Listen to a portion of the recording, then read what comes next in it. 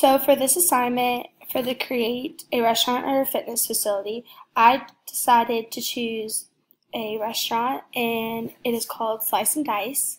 And the slogan is there's nothing wrong with slicing and dicing. This restaurant, I want to serve it's like kind of like a Chipotle where like you go down the line and you put things on, but it's going to be salads.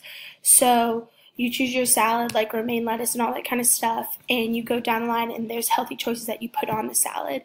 And also there's things for like vegans and vegetarians and gluten-free people because that's something like nutrition I like to work with and finding good food to eat.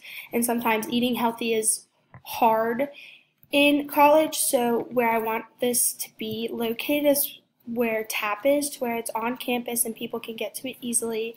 And things like juicing and acai bowls, which is like pretty cool and everyone's really into those now, are going to be there. I think Booney's a clean eating restaurant. I know there's like